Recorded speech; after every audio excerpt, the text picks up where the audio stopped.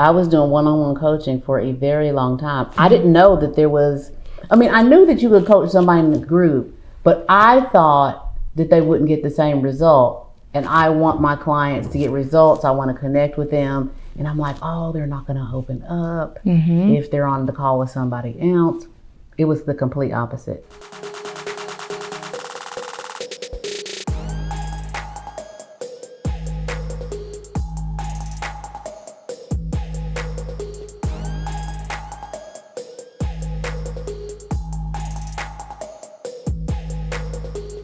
Welcome to another episode of the Work and Play podcast. I'm your host, Arylle Young, and today I have a treat. For all of my folks out here who are leaving corporate America and going into entrepreneurship, this is someone who I've actually been watching her journey since I found you, and you guys are going to want to know, okay, one, how do I do it, but then how do I grow in my own coaching business? Now, Coach Kelly J is here to give us her story, not only about how she's an ex-corporate chick, but also how she's showing coaches to be more efficient and more effective in their coaching businesses. Without any further ado, I would love for you to introduce yourself and let us know how you've been popping these days. All right. Thank you so much for having me on the podcast. Yes, I'm an ex-corporate chick, and that feels and sounds so good to even hear you say that. Because you know what? I never thought that I would leave corporate. Really? And that might be some of you guys' story that's watching right now. You don't see another way, but we're going to get into that later. I am Coach Kelly J. I am the coach's coach. I like to say I teach the people that reach the people. That's how I can reach the most amount of people and make the most amount of impact by leading the people who lead the people. I love it. Coach, the coach's coach. Yes. You literally, and you teach with that level of like understanding and scope. So the one thing that really like digs in my mind, if I know Coach Kelly for anything, is one-on-one is cool. Group coaching is more effective, and it's not what you think, because a lot more people think that you can get more results or more effective results when you do one-on-one coaching. Yes. But there's a secret sauce that you have shared over the last couple of years, and I think I've even seen you over the last couple of months really like drive it home that group coaching can be effective. So I would love for us to talk about your journey getting into coaching, and even like how you finally came to the conclusion that corporate was just not the way for you. Ooh, that's also loaded. There's just like layers of what she just said, y'all, but we're going to get into it. Because the cool thing about it is we have time. So let's start here. I've watched a couple of, you've shared a lot of your journey on social media. So you shared one day a post of you, like your old time one-on-one coaching, and you were doing some content, and you were like, listen, the only way to get started, the only way to be great is to get started, essentially. Mm-hmm. How did you get started in coaching? Great question. So after leaving corporate, and maybe we'll get into why I left corporate and all those things later. But after leaving corporate, the first thing I did in entrepreneurship was I owned a fashion boutique, right? And I learned fashion boutique and natural hair care whole situation. This was in 2010, 2011, so it's been quite a number of years when natural wasn't as prominent as it is now. It wasn't as accepted. You couldn't even have certain hairstyles in the military. So just bringing you guys into around that era, right? And so the business that I started was called Natural Girls Rock, and it took on like wildfire from the moment I started it. I can believe it. Here's the thing. My first degree is in psychology. My second degree is in criminal justice. My doctorate is in philosophy. What I noticed in starting that natural hair care brand, that there was a lot of broken women that were hiding behind the jewelry, the earrings, the bracelets, the earrings, and they wanted to look good. But I could tell from the emails in the customer service department, they weren't good. Yeah. How could you tell? You talk about angry black woman. Oh. Ooh. Okay. Like, so you were we getting made a mistake on your order, but don't light the whole building on fire. Yeah. You know, so it was, so I felt over time in those years, and it would turn into a multi-million-dollar brand. So it was lucrative. It was impactful. It was a global brand. I no longer, I own the brand. I still own the trademark, but we closed it down during the pandemic, going into the pandemic, not because of the pandemic. Okay. The decision was already made, but it was heavy. It was heavy, and it let me know there's a lot of brokenness hidden. That's the part that I'm really curious about. You know, I'm thinking about Black business. I'm thinking about Black consumers. And I think during the pandemic, we started to have a conversation around, like, you know, how to patronize Black business. But then you recognize something that no one is talking about. And it's like, where is this coming from in your comments? Like, why are you so angry? So what exactly did you, like, what was a light bulb moment for you when you noticed that a lot of women were showing up broken just through their comments and the way that they're handling a business? Yeah, I think for me, at first, being that when you birth a brand, you guys, you it's your baby. And at first I was taking it personal, and it was affecting me personally. Now, I don't know that I've ever even shared this publicly, you know, so I don't know how you pulled that out of me. You being all a good podcast. But it was affecting me personally because it felt like, to me, it was like, you're not this, and you're not that, and you're not this, and you're not that, and I left my government job, and you're not this, and it's identity, right? You take on an identity when you're working corporate. You take on another identity when you're an entrepreneur, and as an entrepreneur, that identity is ever evolving. Yeah, as to who you are, what you believe, all those things, and at some point, and I don't know that there was necessarily a specific defining moment, more than there was a season of what they said about, or what society, and y'all get mad at somebody else. Y'all know listen, if you think about it long enough, you know this is true. What society says about Black women as far as being angry, I discovered that some of it was true. Oh, you coming in hot. You are. Can we talk about it? It's a thing. It's a thing. So here's the thing. But we don't want to admit it's a thing. We don't. But what I'm hearing in your story is, and correct me if I'm wrong, the fact that you were getting these comments. One, it was triggering you, right? And this is coming from women, right? Who, as you're realizing they're broken, I feel like you realize it was hitting you a certain way. And are you saying that you recognize you were broken a little bit as well, as these comments were affecting you? I don't know if I would call it broken. I think I would call it letting others define what my identity was. Like, because they're not happy. Yeah. Should you allow? I mean, that's a whole situation. That's a whole another episode. Taking on someone else's ish, you know? Oh, absolutely. So, what are your boundaries? Because I was all in. I'd left my successful career, my 6-figure salary, my safety net, only to get beat up by Black women, by women that look like me. Right, when you were doing it in the name of, you know. When I was doing it in the name of, that part. Sheesh. Okay, so we have to uncover this, and I'm really excited to just talk with you, because now we've set the stage for where we're going. You didn't know any of this at all, and I didn't know you were about to pull it out of me. But this is like, I 100% agree. And I want to just share a little bit, because you're reminding me of my process leaving corporate. Because when I left, I had straight permed hair down past my shoulders. You know how we are in the Black community. You want to cut what? You want to do, like, exactly. And what I was allowing, well, I'll say two things. As I started to think about leaving corporate, because like you, I never thought of entrepreneurship. I never thought of leaving corporate. I started to cut my hair, and I felt like my hair was representing who I really was. So there were two things going on. I'm like, let me push the boundaries of who I am, because I see more, but I'm also allowing other people's opinions to, like, kind of affect how I'm shaping my new identity. Yes. So you're reminding me of that journey that it took me to let go of systematic thinking, social society opinions, and kind of go into who I really want to be. So let's take it back, because we can get into the nitty gritty real quick, and this podcast will turn into something else.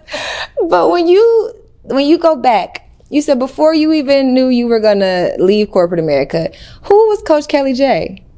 Oh, I was killing the game in corporate.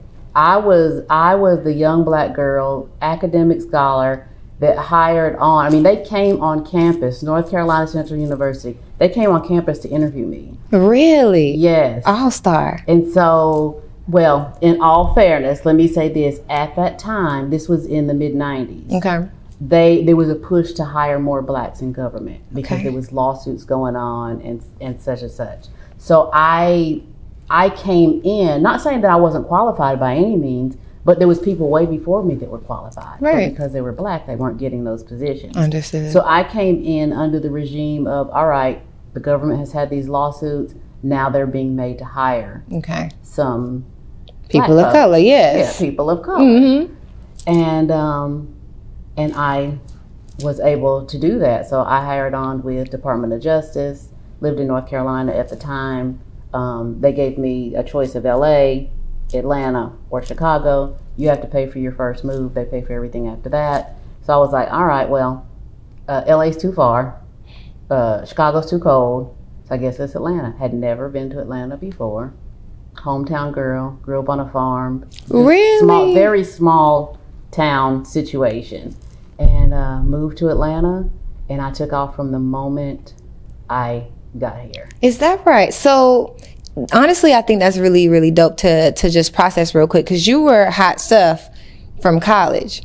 And getting that type of opportunity, I would imagine it's exposing you to a faster paced world, a bigger world. Did you already see yourself going into this lane, or what did you think you were going to do before you got exposed to this opportunity in the government, right? Mm-hmm. I saw myself going into this lane. Criminal investigations, can't really say much more than that. But I knew I was going to be FBI, DEA, CIA, something of that sort. So what I did, and if you're young, you're watching this, think ahead, plan it out. I looked and I saw when these agencies started, what was the workforce? When will the next wave of people be retiring? At the same time that I come in and I can take their jobs. Okay. Okay. Okay. So I'm like, all right, well, these folks are going to be retiring, and I will have been on 10 years, so then that'll mean a bunch of positions are going to be open. Yeah. So I'll be able to go up the corporate ladder. So I reverse engineered it that way to know which of the government agencies I wanted to pick. That is amazing. Literally. You are literally sniping these positions so that you can get the exact.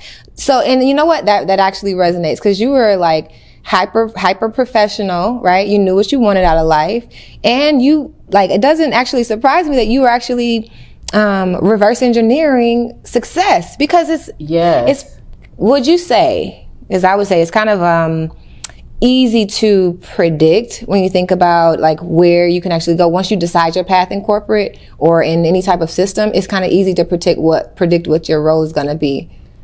I think easier if you put intentionality around it, and you do your research. It's not hard to see, how long has this person been here? How many positions are there open? Where else could I go? That's just really just not living day by day. It's let me figure this out. Yes. For me, and let me say this. I don't want to go off on a tangent. And we like tangents. I said, be mad at somebody else. But one of the things that really, I'd have to say, the main thing that pushed me in that regard was I had a daughter. Oh. My freshman year in college, I got pregnant. So by the time I graduated, my daughter was 4 years old. And so I cannot say that I would have had the mind to be that strategic if I didn't have that riding on my back, so to speak, because I was a single mom. So, and this is the part y'all might get mad at. So when I hear someone use single mom I'm a single mom, I say, that's the reason why you should. Don't use that as an excuse. Yes. So being a single mom during that time had me go harder and say, I have to do this. Yes. I really resonate with that. As a single woman with no kids, and speaking from a place where I would coach women who have children, and I would hear that excuse, I didn't give myself permission to say something like that. And I believe as a coach, you have to be able to go in the gusto and tell it like it is. Yeah. And that's why I'm loving the fact that you guys are getting a real life peel. If you're in corporate, you have children, and you want to be an entrepreneur, your reason why is kind of baked in. Right. But that's not the way society looks at it. Yeah. It's an excuse give me or a pass. Well, I'm a single mom. That's why you should. Yeah. When really it was your why for a long time. It was my why for a long time. So when you think about kind of like a parallel universe, right? Who did you want to be before you had children? Did you have any aim? Did you have a clear idea of what you wanted to do? I knew I wanted to do something in psychology, therapy, something where I was helping people work through mindset sort of thing. Okay. I never knew I would be the coach's coach. I was thinking psychologist, something like that. But in college, I'd gone all the way up to my senior year of psychology until I had to do my internship.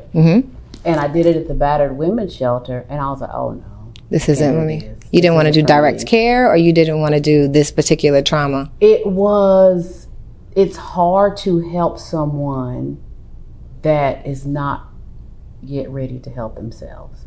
And that was a lot of what I saw. That's not all domestic violence situations, but I was placed, to work at a shelter. Yeah. And I'd go there every day, and it's like, okay, we talked. This is what the plan is. And it's the same thing day after day after day. And so at that phase and stage and maturity, honestly, in my life, I felt like I was taking on more of their emotions than they were. So I'm like, I'm more worried about you than you are. Yeah. I don't think I'm going to be able to do this. And I switched my major to criminal justice. And I became that person. Jeez. So you're hitting on something that I want to understand, because before you even got pregnant, you wanted to be in like the mindset shift perspective, like in the mindset shift industry. And when life affected you, when life hit you, you made that shift. You turned that into purpose, and you went into corporate. How many years were you in corporate? Just almost a quick 20 years. So when anyone looks at you, I'm sure they say, oh, well, Coach Kelly, you can do it. You did it. But like, I'm just not cut out to be that way. I just can't. And then the circumstances overcome who they are. What was it about you? And what is it that you coach people to help them, like you said, either if they're ready to make that shift, or how do you help the people who may not even recognize that they're ready? What I have recognized is I'm more so for the people who want the help, which is really kind of a guiding theme. And I'm just now realizing this as we're saying it. The reason why that battered women's shelter internship didn't work for me is because I need to help people that want the help. Wow. There's coaches for people who are thinking about the help. I might want the help. I might not want the help. I thrive in working with people who have decided I'm ready now. Yes. Whatever that is, whether it's starting a job, starting a coaching business, leaving whatever that is. I want you to be ready, because when you're ready, you're going to work on it. I don't want to drag people into my coaching program. I don't talk people into joining my coaching program. If I have to drag you in, I have to drag you around, and we're not doing that.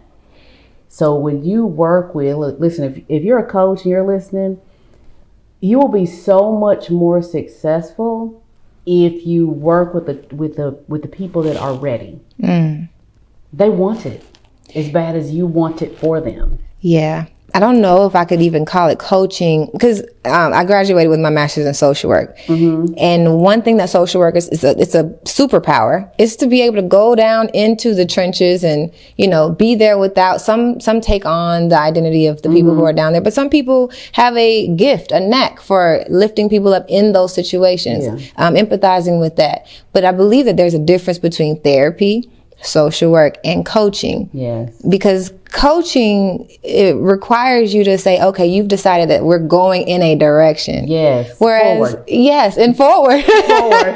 Not backwards. Exactly. We're going forward. Whereas social work and therapy will kind of till the soil, as I like to say, before we're actually deciding what do we want to plant. You get what I'm saying? Yes. So I think that such a great analogy. It's the way the mind, that's how I see the mind. Like, I refuse to believe that people can never change, but there's a certain level of like tilling that someone needs before they can get ready for let's go. And do you want to till? Exactly. Oof. That part. Oh, you're talking about the stages of change. So, do you want to till? The person that does not want to till is the person that is not for me as a coach. Yes. If you've decided you want to till, I can teach you how to till. I can show you that whole thing, and now we can graduate to this stage. Show you that, now we can graduate to this stage. But you have to be fully decided. It's like when somebody is overweight and they really decide it's time, they'll lose the weight. When you're in a relationship with whomever, once you decide this is not serving me, you can talk about it, but there comes a day where you will walk out of that door and not care what clothes are left over. Not care. You're to your point where you've decided. If people could understand the real power of making a powerful, defining moment decision, it'll change your whole life. As it did yours. As it did mine. I mean, and I'll say this, some people are stuck because they're making what really should be a decision a journey. Sometimes it's not a journey. I know journey is a buzzword, right? But everything doesn't have to be a journey. Yes. So give me an example, because that really hit me for a reason. So maybe you should tell us why it hit you. Well, because I think that, for example, my own personal journey, I therapied it out. And because I got my degree in social work, I know how to therapize the therapist. You get what I'm saying? And I think, I don't know if I made that. I feel like I made it up. Let's go with it. And I think that one thing that I recognize in my own journey is I knew once I uncovered the trauma, my childhood trauma, once I uncovered who I was in corporate, and then once I recognized that I was still identifying with those traumas and maybe using those as excuses, I felt like, oh, there's going to be a process to which I can uncover or start to make better decisions. Right. But I also recognized that no, we don't have to keep going to therapy about the same thing. Like, you know everything you need to know. You kind of have to sit down and make a decision on what thoughts you want to lead your life. And then you can, in a split second, do something that's different than who you were 10 minutes ago.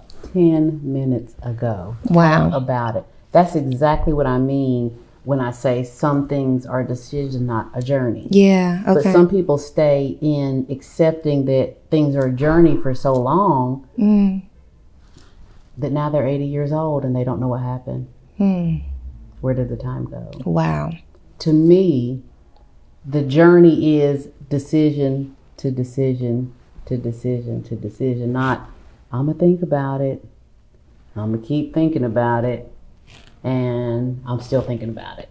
Ooh, talk about progress. Okay, so now I can see acceleration in anyone who decides, like, okay, I'm ready for a Coach Kelly J, because I'm not here to continue to toil on the idea. Your journey, you were in corporate for 20 years. I was only in corporate for 7 years. So I oftentimes looked at people with that ability because I said, there's still something there. Like, you were able to kill it for 20 years before you decided to go out on your own. They had me. Oh, they had me. What was it like for you? Were you in the moment? Because there were many moments, many decisions. It was 20 years. Were you year after year, like, I want to vie for the next position year after year? Or were you the person who, for a few years, you kind of were complacent until you decided things that you wanted for yourself? I was vying for the next thing, the next assignment, the exciting, what can I put in layman's terms?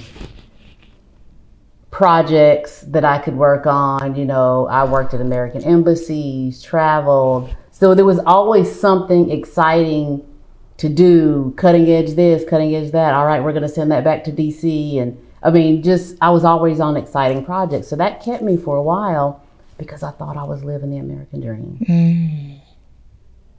I thought I was living the American dream. And that's part of a lot of people that I talk to's problems. We were given, in my day and age, and I'm almost 50, I'll be 50 in April, our blueprint for success was go to school, get the good job, get married, have 2.5 kids, get your house, car, work there for 40 years, have a retirement party, cheap, go watch. That package is what we were sold. Yes. That package was what we saw as an example. And there wasn't really anything outside of that. Right? Yes. So that kept me happy for a long time. Because you had it all in your mind. I was doing it. And amongst my friends, I had the good job. So there was no one around you who would even have you second guess the life you were living. Wow. Until I was going to say met my husband. Really? Yep. Where did you meet your husband? Until then. So when I first moved to Atlanta and accepted the job, my very first day on the job, I, walking around the office, they were introducing me to everybody, and the guy pulls me to the side and he's like, "You've got to meet my brother. I want you to meet my brother." And I'm like, "Listen, y'all know how it is. Just get to a new city. We're not about to do this. We're not about to do this. What's not going to happen is this." And he bugged me. He bugged me for 2 months. And I'd see him daily because I was assigned to work in his unit. And I was like, all right, I'll meet him. Now, before we get into the story, what was the nature of your role? Like, what were you doing? Investigation. If you can. Okay. So federal investigations. Okay. High level. I'm picturing the fact that someone said, "I want you to talk to my brother." It seems so out of like the corporate bureaucracy that this was something serious. And then you were in a leadership role. I was in a leadership role, and the guy the brother that said he wanted me to talk to him, he didn't necessarily work for the agency. Okay. He was one of the I'm trying to be politically correct. Informants. Okay. So he wasn't in the organization, but he knew you. So he was a part of the organization. Okay, what we call them is strike forces. Okay. So imagine on FBI, they have the people that work for the FBI, and then they have specialized teams that come in for a specific project. Okay. For something that you need to. There's going to be a big arrest. There's going to be 200 people arrested. We need to bring in some backup. Okay. So he was on special forces. Okay. Would you say? Okay. So anyway, so I said, all right, I'll meet the brother. Listen. So we met November 10th, 1997. I wore jogging pants and a sweatshirt to the date. She was like, I don't know. I'm doing it. I said I would do it. I'm going to fulfill what I said I was going to do. So I think back now and I'm like, I cannot believe I did that. So, okay, how did he receive you? He told me that night, "You're going to be my wife."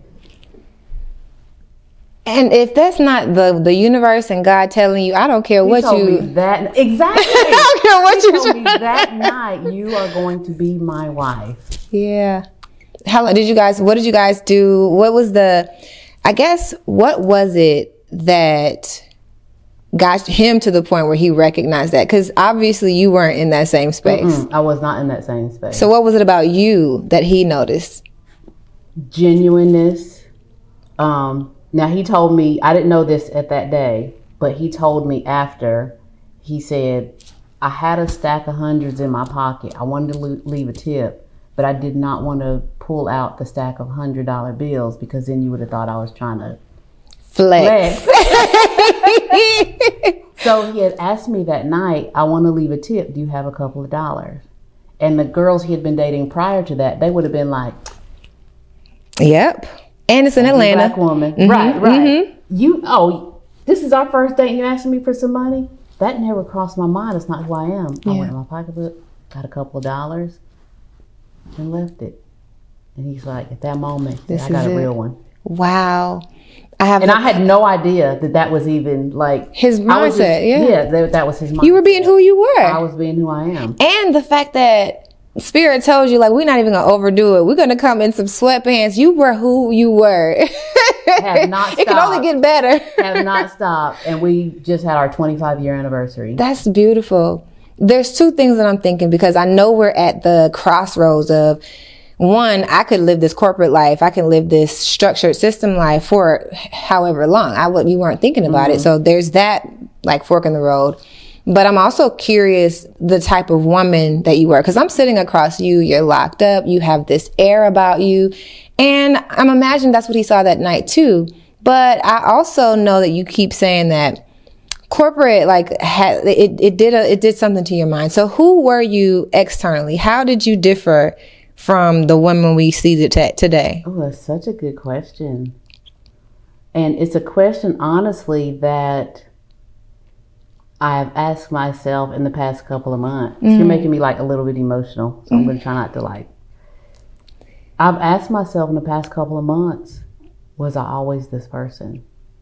Was I always her? Mm-hmm. Right now, I feel in my spirit, in my being, in my everything, I'm her.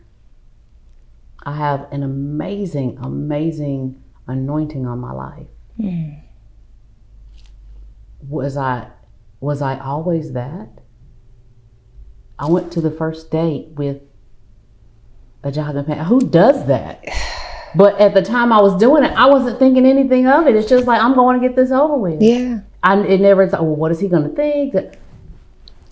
Okay. If it were a date where you were trying, how would you have shown up? I don't know, because I've never been in that space. I went from high school to college to getting pregnant my freshman year to, all right, now I have a baby. I gotta do the thing. So I was the one that was always buckled down, head down in the books, selling my study guides on campus. Wow. So that date was like your first opportunity to like really like date, and I think that is so actually dope, because you weren't distracted by 20 other men, and I think that's what happens. Listen, I'm dating in 2023, so I feel like what a lot of people in Atlanta deal with are the conveyor belt of dates. Yeah, I can't imagine having to go on an app. Come on. Oh my gosh. And don't even get me started when it comes to these algorithms. Everything is, everybody wants people to use the apps more. It's not even about dating. So we have something completely different to deal with.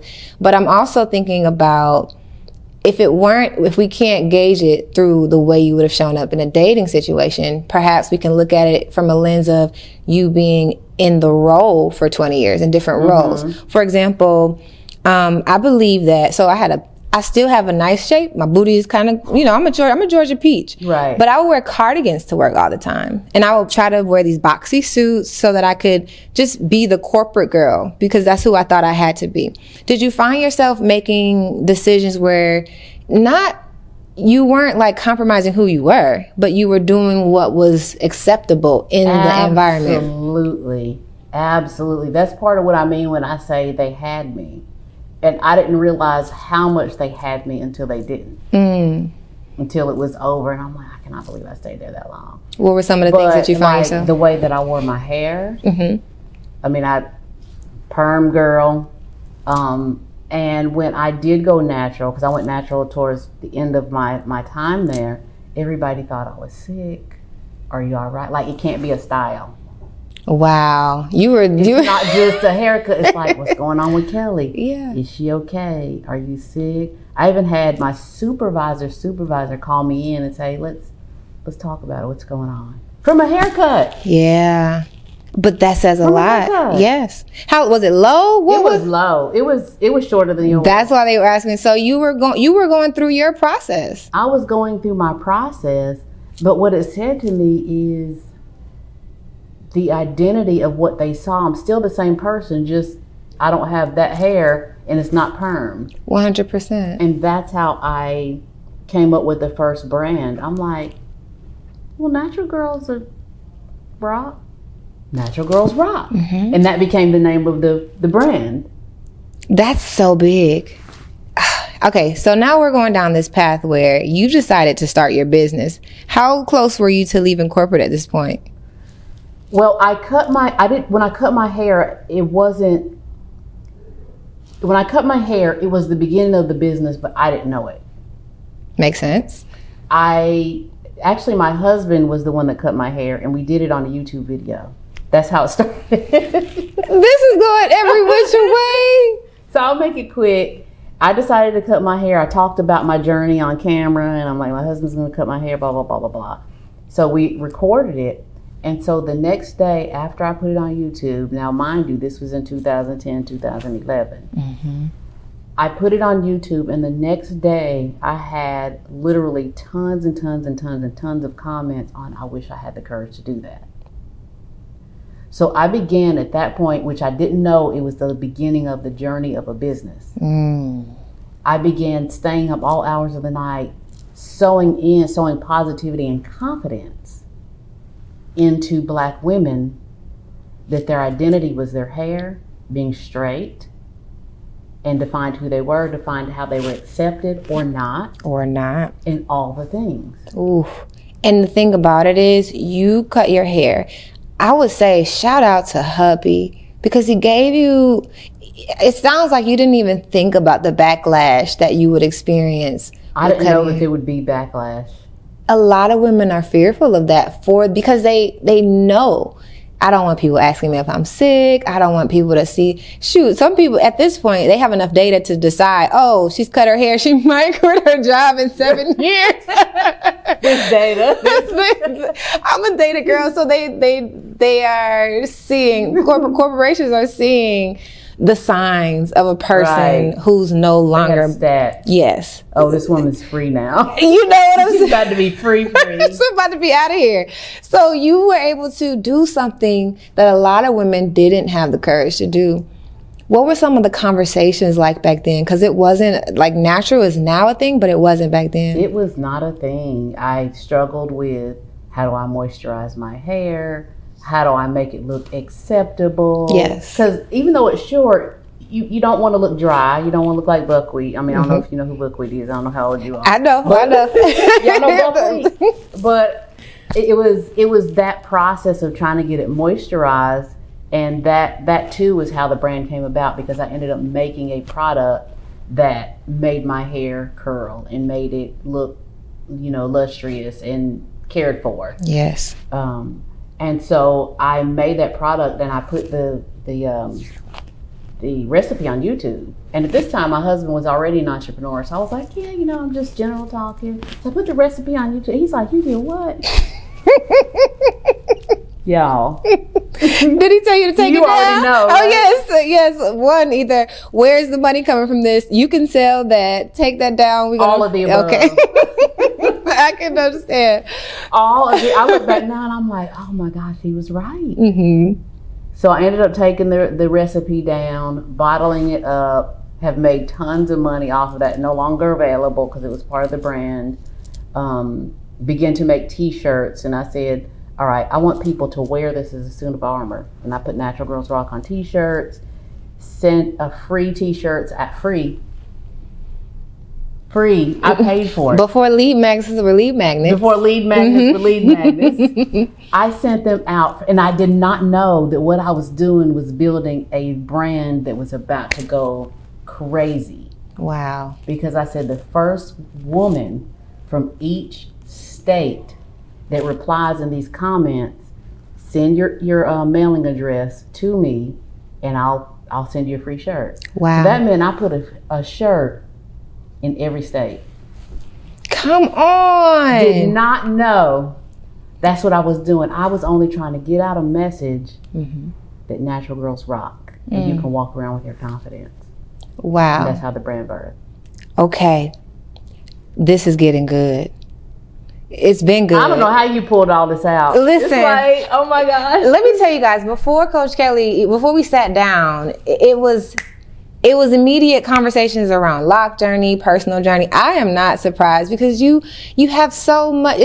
You are a walking vibration. You get what I'm saying? So it's not a surprise that we're only scratching the surface, guys. So I'm gonna give you guys, we're gonna give you as much as we can, but there's so much to you. You know what I mean? And the way that you're 3 years into your lock journey, so there's a lot to come. It just comes with you being able to unfold all these different layers that were already there, right?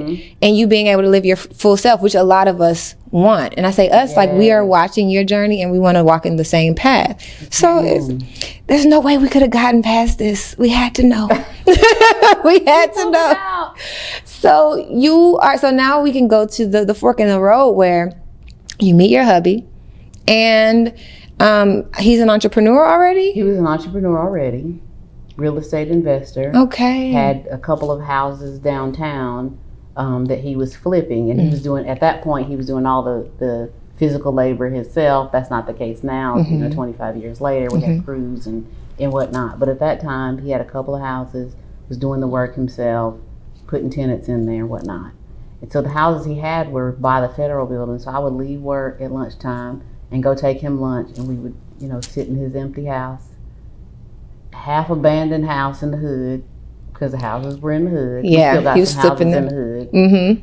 Makes sense. Everybody needs somewhere to live. Facts. So, and we would sit there and eat lunch. And now I know years later, he really honored and respected me for being a corporate girl, dating someone that did not have a college degree, was never in corporate, and was just figuring it out. And making a way. That's a big thing. A lot of the relationship, dating an entrepreneur, we don't even have time. And you're successful in corporate. Entrepreneur, this is not very much different. Entrepreneur was a buzzword for, you don't have a job. And yes, you better talk about back then. Yes, it was a buzzword for you have not figured out yet. Yes, that's what it was. And we were thinking, and being a black male too. Listen. And as a corporate woman who's got her things together, it's even more scary to look at a man and look at trusting someone who seems like they're on this windy road where it's clear where I'm going to be if I'm here for clear. Yes. And secure. This right here. So you had to battle with that. Did you battle with the thoughts of, insecurity, not insecurity, meaning like personal insecurity, but like I know what you meant, like consistent income, because as an entrepreneur you might be hitting it big for 2 months and you might not see anything else for 3 months, exactly, depending on your structure, whatever. So what were some of the things that were going on through your mind during that time? It was like, okay, well, I was never leaving corporate. So, you're gonna do this and I'm gonna do that. I'm gonna do this. Yes. Well, as time went on, it became clear that he did not want me to continue in corporate for years. Because every year in the assignment that I worked in, they have to do an investigation of you and your family. Okay. I had still have a top secret clearance, even though I've been out, because the top secret clearances last. I had a top secret clearance, so your spouse, their family. So this whole, they interviewing his mom. He's not having it. Dude, my husband's from New York. He's a real one. So this whole, I got to answer these questions because you said so. Now he's an entrepreneur. He doesn't work in confines of you have to do this because this is what policy is. And so now, right, but he's living by policy because his wife is by default. He's living by policy. So that was like. So year after year, it would become a thing. But even still, that's kind of beautiful on the other side where this is not a relationship thing, but at the end of the day, compromise happens on both sides. Oh, yeah. And that's what we're hearing. It's kind of like they say, an entrepreneur can't be with a corporate person or any way what can't happen. But I feel like what we're hearing is that compromise happens when you love the person or when you find that there's value in making a decision, even though it's not yours, you'll show up and do what you got to do, and you might kick the can along the way. There is compromise from both sides because there was times when it was very tough in our, not like it's not a relationship podcast, but there was times where it was very tough in our relationship because I didn't understand what it meant to be an entrepreneur and the cadence of life. Yeah. Like, ooh, you don't have to get up at 6, and I have to get up at 6.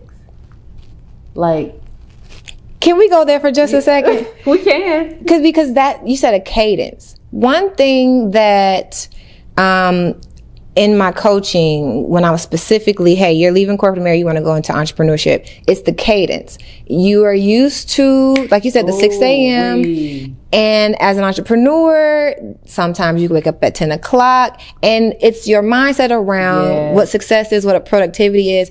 How do you make sense of your transition and getting from whatever your cadence was to what your cadence now is? Such a great question. And I think that there literally, I just said this to a group of clients the other day, I think there literally should be some kind of coach or coaching program that teaches people how to exit corporate America successfully. Wow. Because when you've had someone telling you where to be, what time to be there, when you can eat, when you can leave, when you can take your kids to the doctor without having a note. I mean, when you've had somebody tell you that for so long, you are almost institutionalized to that way of thinking. So when you exit corporate, especially like somebody who started young, I went straight from college to that. Went straight from mama's house, mom and daddy's house, to corporate, to now it's like, I don't know what to do with my day. Right. What am I supposed to be doing right now? You have to learn how to be an adult. Because it seems like you have to parent yourself, an adult. You have to parent yourself. So I said I was going to write a book called Escaping Corporate. Now I need to write that book called Escaping Corporate. I really need to. Yes. And it begins to mess with your mind from managing your day to managing your finances, because you don't have that consistency. Exactly. Health insurance, all these things. Or else you'll just be walking around aimlessly like, what do I do? What am I doing? Absolutely. And because here's the thing, we have a term of what productivity looks like. Like if we don't do the tasks, then we feel terrible about ourselves. So it's hard to figure out, okay, one of the things that I focus on with my clients is focus on what revenue generating activities need to be done. But at the same time, if the routine isn't done from 6 o'clock to 7 o'clock, the whole day is over. So that's a completely different mindset shift. You mentioned a whole lot of buzzwords, and I think even myself, I would say I'm 4 years out and I still see myself like, okay, do I need a morning routine as much as they say we do? Like a 4-hour morning routine? Right. I've gotten to like 2 hours where I'm like, okay, if I want to meditate, I want to do a workout, and I want to read a book. It doesn't have to be this task oriented day. What have you found works for you? Let's go there. What have you found works for you that was completely different from your old schedule? For me, I found giving myself permission to not have a regimen works for me. And this year will be 10 years since I escaped corporate, and I've gone through different iterations of what a successful day looks like. At first, I was extremely defiant to creating any kind of schedule because they had me on a schedule for so long. Right. And my husband would tell me, we would fight a little bit. He would tell me, you're going to have to create a schedule for yourself of what time you start working, what time you stop working. And I'm like, no, I had a schedule for so long. I don't want that. And so I would find myself having a lot of wasteful days. It's like, how is it 5 o'clock? What did I do? Yeah. And it really was that you hadn't completed. Had that happen? Like, oh, absolutely. Like, what did I do? But now it's like, let me just give myself permission to let the day be what the day is. The only thing that's consistent in my day is I work out every morning. Really? Other than that, I really just let the day be the day. What about the way you manage clients now? Do you, if your clients book you, is that the only kind of requirement you have, or do you have meetings still that you need to hop on to like strategize? Yeah, I have a meeting with my staff twice a week on Tuesdays and Fridays, so that's pretty consistent. Mm-hmm. And then I do group coaching. I really don't do a whole lot of one-on-one. If I do one-on-one, it's high ticket and I got a piece of your company. So it's worth my time getting on the phone, mm-hmm, right? Mm-hmm. So I primarily do 99% group. So I know I have a group on Tuesdays for 1 hour, and I have a group on Thursdays for 1 hour. And I do both of those every other week. So that's your day. That's my day. So I don't require, because of my business model, which is so important, it doesn't require 40 hours. It mm-hmm. doesn't even require 5. Mm-hmm. A week. Really? A week. It doesn't even require 5 hours. But that doesn't mean I'm sitting home eating bonbons for the rest of the time. It means it allows me to think. And one of the best things that you can do as an entrepreneur is give yourself time to think and build and strategize and connect. I do a lot of online courses. I do a lot of, I don't listen to the radio. I'm education. I really enjoy that. Do a lot of study of the mind, neurolinguistic programming, but because of my schedule, it gives me time to do those things that I actually want to do. Mm-hmm. And I travel. Oh, you do. The little bit that we do see, you absolutely. Oh, I love the beach and the bank. Now listen. Now you are currently talking about what a lot of entrepreneurs and coaches aspire. The ability to give yourself permission to not be down on yourself because you might have uploaded one thing today, you sent one email today, or whatever. You feel like, my life is, mm-hmm. You're grading yourself based on your old life, especially if you're making that transition. Yeah. And you haven't even started to see the revenue that you wanted. Mm-hmm. But there was a journey for you. Remember, everything. And this is what I think is going to be the most practical thing that we can say. You were 20 years in corporate. And then how long before you recognized this style of coaching would fit for you? 3 years ago. 3 years ago. So it was a journey. I was doing one-on-one coaching for a very long time. Mm-hmm. I didn't know that there was, I knew that you could coach somebody in a group, but I thought that they wouldn't get the same result. And I want my clients to get results. I want to connect with them. And I'm like, they're not going to open up mm-hmm. if they're on the call with somebody else. It was the complete opposite. People started to share their experiences. Do you feel like it was because of who you are, or because of how the group was structured that they felt comfortable around like-minded people? I think it was both. But when you say the part of because of who you are, anybody can be that if they learn how to facilitate. Okay. In order for group coaching to work, there's a methodology to creating a safe environment where people feel like they can open up with squares on the screen of people they've never met and probably will never meet in person. And I thought, because of that, you've never met these people, you're not going to share all your business with them. That's exactly why they do. Because you've never met them. I've never met them. I'm going to go back to my life and I'll leave this here. I'm going to leave this here. Okay. So it creates a beautiful, beautiful environment, and I didn't know that. I navigated to group coaching when I had to. Mm-hmm.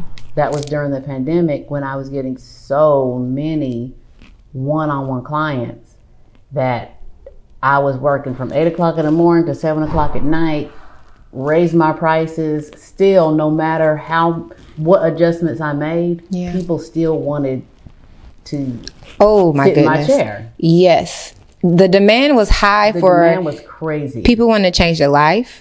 People wanted to explore their traumas. People wanted to explore their purpose. And so it only makes sense that there were only a few really, really good coaches out there when the pandemic first hit. So if you were showing value, they're like, I want her. And I don't want somebody who got into it 5 minutes ago. Exactly. So I had been in the game for a minute. And not only did you have coaching experience, business experience, but you also had that corporate experience, which it took you 20 years to get to your point of exit. But like you said, everything doesn't have to be a 20-year journey, especially when you have someone who's gone through it before. Yeah. So I'm curious, like you mentioned the 5-minute thing. And I think that there is probably a line that we need to toe, like, and help me with the language, because I think that I've been coaching for 4 years as an entrepreneur, right? And I think that there is something to be said where you have seasoned, right? You have your experiences that make Coach Kelly who Coach Kelly is. And I also know that you could be 8 months into coaching. You could be a 10-year-old and give really good advice. Let's maybe not be super extreme, but you have to know what exactly you bring into your coaching that makes you unique. Then there's the line. How do you help someone make the decision between that insecurity that I don't have what it takes to facilitate a group?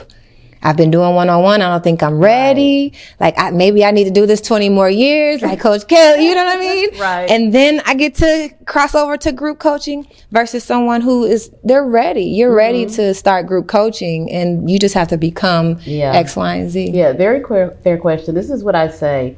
First, understanding what coaching is at its core.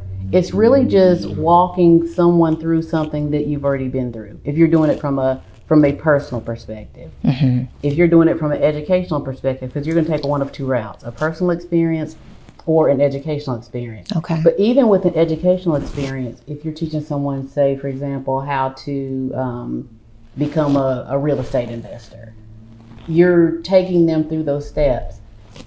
But at its core, it's just you have to be a couple of steps ahead of them, not 50 steps, not 20 steps. You can be 3 steps ahead of where somebody's at.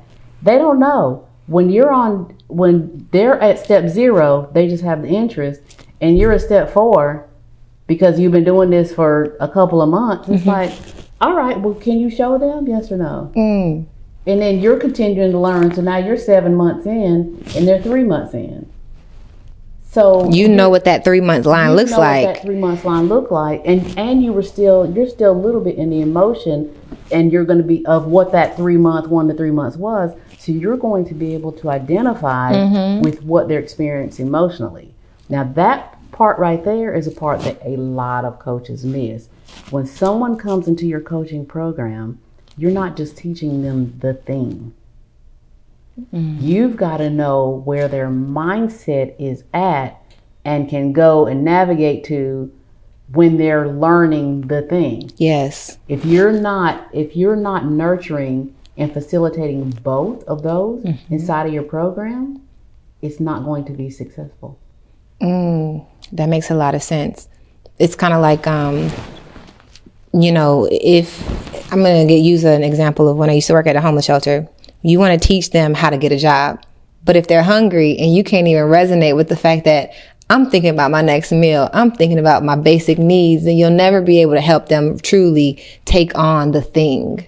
Yes. Let me put another layer to that. The mindset of the person that's trying to get a job, what you have to ask yourself with whatever you teach, what else might they need? The thing that they're trying to get is the job.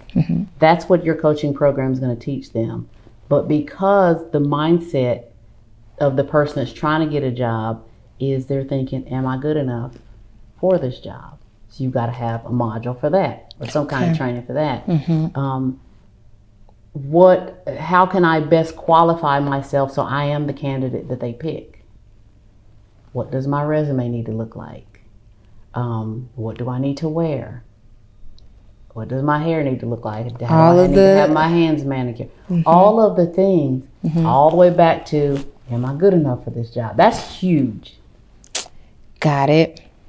So if your program is just teaching them how to get a job, and you're not going into the emotional side of what they're going through while they're trying to get the job, they're not going to get the result that you need. They're not going to get the result. And you're going to continue to, kind of Bang reinforce the wall. because it's not working. Right. So Is it that you believe group coaching always has this like personal development to it, or do you specialize in the technical side of whatever you're coaching plus the mindset development that it takes for it to work? Yes, absolutely both. And I'll say this for anybody who's watching it that might be doing one-on-one coaching, thinking about going to group coaching. What I recommend is that you have at least 3 to 5 paid clients one-on-one before you go into the group coaching That's fair. business model. You need to work out the kinks of your confidence,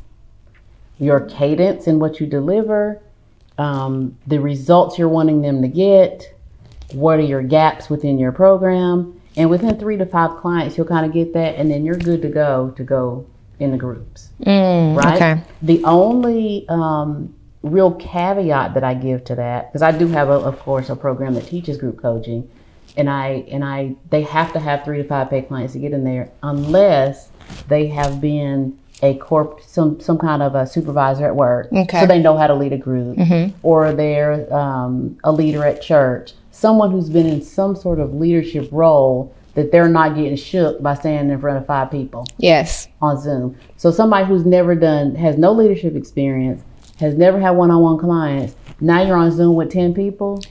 It's going to be a big one for you. Right. Now it's understanding why you don't want to put yourself in that situation. You don't want to, I don't recommend starting group. I don't even let people in my group coaching program that teaches group coaching straight off. I used to, and I learned they're not emotionally mature enough yet to facilitate this. Can we dig into that? What does emotional maturity look like? If we give 2 layers, right? There's the confidence that it takes to do a one-on-one coaching. And then there's the confidence to sit in front of a group and manage like 5 different emotions and 5 different journeys to get to the ultimate goal. What's the maturity that you've seen? Like when we pull back the veil, that what's happening behind the mind of a coach that needs to develop for them to be good at group coaching? I love it. In the mind of a group coach, one, before you start your program, you need to be confident in yourself. You need to have belief that you're in yourself and in your program and in the people that are coming into your group. People just think it's belief in themselves. I have to be able to transfer belief to my clients because not all of them show up with full belief. They have to borrow your belief. They have to borrow my belief. And you have to have enough in there to go around. Okay. So I have to have enough that's like, girl, you can do this. You got this. I can't have the energy like, I don't know if you can do it or not. Because it's going to translate in that way. That makes sense. And so you have to have that. But you also need to have, and don't miss this part, you guys, you have to have what's called a success path, which is basically some sort of blueprint, framework, step-by-step something that is like, all right, this is my blueprint. Everyone follow this blueprint. And so when you come on the calls, it say if there's 6 steps in this framework, it really is what step are you on? And then I know all the stories that people tell themselves at step 3. I know what all the stories you tell yourself at step 6. So over time, you're hearing, they think that they're the only person that's had this issue. Yeah. You done heard this 50 times, it just has a different face. So you know exactly, so that's emotional maturity. Yes. Because you now have the capacity to empathize with, okay, you have a blueprint, so it makes it easier for you to manage the group. Yes. And then when you hear someone in their story, they come onto your coaching call, they have a question. One, you identify where they are in the blueprint. And then you as a coach, again, have the emotional maturity to understand, okay, I wrote this part of the blueprint with this understanding of where they are mentally. And you have to be able to meet them where they are in that moment, because you have this whole infrastructure behind you. So it gives you power to go into a conversation with 10 people and say, first, what part of the journey are you in? Second, what are you experiencing? And then 2, okay, this is what you need to do next. Yes. That's okay. It becomes a science. It's a science. Okay. It's an art and a science. That part is the science about it. The art is more of, how is your delivery? Okay. Or even though you've heard this story 11 times, are you compassionate with the person who this is their first time going through this? How are you going to ask the question to get them to see that they're in their own head? Ooh, that's huge. Those things. You said compassion, because thinking about you and your journey, you were the one who got pregnant and went and said, hey, this is what I got to do. You strategized, you got the position. And so you did it, right? Sometimes someone can have an issue with just like empathizing with the challenge that it takes for someone to just keep moving forward. But the compassion that it takes for you to, even if that's not your story, even if you just got up and did it, you were able to identify and empathize with someone who is going through their journey. Yeah. I feel like sometimes I could be the person that's like, just do it already. Right. But it's like, it's not that easy. You have to empathize. As a coach, when someone first starts talking, what you need to be listening for is what is their reality and model of the world? And how do they fit into it? That's good. Are they a victim mindset? Mm-hmm. Are they a warrior mindset? Who are they? And aside from the content of what they're saying, as a coach, you have to put context and perspective on what you're hearing. So then you know how to deal with this type of client, if that makes sense. It does. The way you talk about like their environment and where they are, like, and I guess how they're affected by their environment, it reminds me of like systems thinking in therapy. And do you coach from, like, is your therapeutic background in systems thinking or like CBT? Like, where's your therapy background? All of the things. Because I heard you also say NLP. Yes. So you pretty much NLP. Yes. So it's not one specific modality. You bring all of them to the table. I bring all of them to the table. I look and see, what does this client need? So even though they're in a group, if you ask them, they would feel like they're in almost a one-on-one environment. Because when I allow them to ask questions, I spend enough time with each person to really give them a breakthrough. And since all the stories are really the same, everyone's getting a breakthrough from hearing me coach someone else in that group environment. Because it sounds familiar. Because it sounds familiar for them. And then they say, it's not just me. This is normal for a person at this stage of the journey. So then they are able to then give themselves grace. But in a one-on-one environment, it's you and the coach. And it's very easy to get in your own head and isolate and say, I don't know what's wrong with me. Especially when you're looking at your coach and they seem like they have it all together. Right. So now it's like the broken one and then the fixed one. And listen, I don't have it all together. Y'all make no mistake about that. Nobody has it all together. Me and my husband argue. My kids act crazy. But the truth of the matter is you make it look good, and I think that's what came to mind in this conversation, because you've had a long journey, and like you said, I think that we all think we have to have the long journey, especially if someone like Coach Kelly J went through a journey, then I have to go through those things. And I'm curious to know if you could share like one or two like breakthroughs that you went through that maybe took 5 years or a process for you to go through that is more of a decision now that you know what you know. Yeah. One, I would definitely say that the whole group coaching thing, I can't believe how many years I wasted in one-on-one in capping my time and capping my income. Because now my income is infinite, because I can put the people in a group and I can coach them from anywhere in the world. I love that. Like, I just booked a trip for next month to Bali, and I booked one to Saudi Arabia. I'll be able to do my coaching from there. Yes. And you'll be able to get those vibes. Let me have my coach in Bali so I can borrow from the Bali vibes. Right. But it's to show you don't even have to sit at home and do this. You can go abroad. But if I had one-on-one coaches all day, I'd have to clear my whole calendar to be able to get there. The flights are long, blah, blah, blah. But since I know I coach on Tuesdays and Thursdays, there's not a lot of like extra. There's not a lot of restraint that I have to do. So I would definitely say that. That's a huge one. Yeah, and the other one is permission. For a long time, and I see it a lot with clients, is you want permission from someone else to just go and do and create.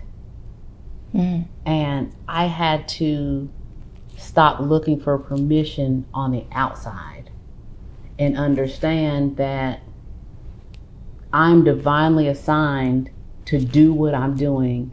I have an anointing on my life to do what I'm doing, but everybody does. Your anointing isn't mine, and mine isn't yours. So there's certain permissions that I don't need because I was already given that. There's certain permissions you don't need, but what we do is we find ourselves saying, well, such and such did such and such, so, well, maybe I should make a t-shirt brand, or maybe I should. It's what are you here to do? And who does that mean you need to be and become to fulfill that assignment? Because with divine assignment comes divine responsibility. And so that's what I said. Wow. I definitely don't want to keep you here forever, but you just brought up something that's really, really important. And I would love for you to touch on it in whatever way it sits well with you. But I didn't think of social media, right, as a way to share my business until I left corporate and I understood that it's a tool, not a toy, right? And I think come on, it's a tool. It's not a toy. Oh my goodness. And not to be scrolling endlessly and not to be worried about what other people's assignment looks like, but to focus on what your assignment looks like. For you to have, you started kind of sharing your journey on YouTube with your constituents, right? Your clients who were buying the hair products. But as you've gotten more and more, after you become more and more like a personal brand, and you show up on social media, do you have a process or a mindset that keeps you grounded, that doesn't allow you to get overtaken by social media or comparison and seeing what other people's assignment looks like, and just keeps you focused on what your journey is?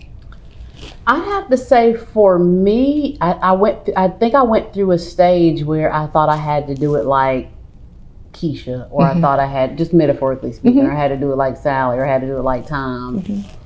Because people came out with these courses, the way to show up on social media, these are the 7 things that you should do, blah, blah, blah, blah. Until I realized, I had an epiphany, I realized these people coming out with these courses on how to do social media came out with it years after I was already on YouTube, just showing up in my bathroom doing my hair. This is before I had locks. I didn't have locks until 3 years ago. It was just free natural hair. And at that point, I'm like, I'm getting permission from somebody who started after me. Wow. And you just did you let that go? I just let it go. I was like, I know how to do a video, so let me just get on and just press record and do the video. So when clients come and they say, well, I have a problem with the video, I don't know what to say. Well, why would somebody sign up for your program? Oh, this, and I get them talking. I'm like, everything you just said, that's what you say. That's content. That's what you say. Yeah. And so, if you guys would just, this is what I had to do: stop letting there be a right and a wrong way to show up on social media. Every business solves a problem. So talk about the problem that you solve. Know who has that problem. Talk about the pain points that they have around that problem and not solving it on their own. And they will come. They will come. They will DM you. They will hunt you down. That's why we don't chase clients over here. Clients chase us, right? Because I don't have a regimen for my social media. I just show things throughout my day, and that's it. It's taking out all the things throughout my. I was at church last night for a couples, game night, whatever. I just panned the room, and that was it. that was my piece of content. Exactly. Which is people understanding that, because it's part of, yes, group coaching, but it's also, this is a life that you can have when you practice what you preach. And it doesn't have to be complicated. Mm-hmm. I can travel because I grew in groups. I show what I'm doing throughout the day to show this is what the life can be. Mm-hmm. So I'm showing you what I'm doing because of the decisions that I made. So that's all any coach would have to do. You're coaching people that want to do what you're doing, so show them how you're doing what you're doing. 100%. It makes sense to me. I hope it makes sense to you guys, because when it comes to your journey, I think people want to transcend themselves into someone else's journey and say, well, I'm not where I want to be. But you forget there's so many people behind you who want to be where you are. Just be present in where you are. And I think that's what you're saying. It's easy, because I know, like, you've gotten like some of these accolades where you got the $1 million day and things like that. So people are like, you know, I haven't had that yet, but there are so many people behind you who, like, you get to go and read a book in the park or something like that. If you get to do something like that, that's where you are in your journey. You can't compare yourself to somebody's chapter 20 if you're at chapter 2. Be who you are at chapter 2, because you know what? There's people at chapter 1. Yeah. And there's people who's thinking about getting started that would love to ask you some questions. Yes. So show up on social media, have a live Q&A around the thing that you do, and people will want to connect, and you can just start your program like that. I mean, I teach beginner coaches too that are just thinking about getting into the industry. What could that look like? I have a program for those newbies, and put them in an environment to get their first 5 paid clients. Y'all been getting gems all day. Mm-hmm. I promise you, I hope you guys receive the value that Coach Kelly has brought today, because there's so many things that we can pick up. So many things: relationship, career, entrepreneurship, like all of the things. And you really gave us all. You gave us everything. But before we get out of here, and I have a sense of one word that I will always attribute to you is decide, right? If there's not something, decide. Please decide. But if there's someone watching and you guys are trying to figure out, okay, so how do I make the next step in my journey? How do I turn something that maybe I'm making a journey out to be something that's a decision? What would you say to that woman or that man who is watching us and they want to make the next step in their coaching process? I would say, like, truly just decide. If you are someone who feels like I know I was always meant to help people. That's typically what I hear. I know I was always meant to help people. Is that coaching? Do I call that a coach? At what point can I call myself a coach? What does that look like? Mm-hmm. Do I have to have a degree? All those things. You don't have to have a degree. You just have to have a story, and you have to be willing to share it. So for my beginners, is it okay for me to share a website 100%. with them? For my beginners, I have a free 2-hour workshop where you can go to impactfulandpaidcoachworkshop.com. Watch that 2-hour video. That's going to tell you exactly how to get started, exactly what you need to do, what things you need to put in place. And if after watching that video you decide, hey, I want to work with Coach Kelly and her team, there'll be information on there on how to do that. Wonderful. Thank you so much, Coach Kelly. By the way, guys, the link is going to be in the description. So if you're like, hold on, wait a minute, replay, don't worry. The link will be in the description. You guys will be able to work with Coach Kelly if you find that you are led to just walk in your divine assignment and decide. You've already decided that this is something that you want for yourself. And so they say that when the student is ready, the coach appears, right? And so if that's your situation, then just do what you have to do. But until next time, I can't thank you enough for joining me on the Work and Play podcast. Those of you guys who are listening and those of you guys who are watching, thank you so much. And I'll see you guys next week. Peace.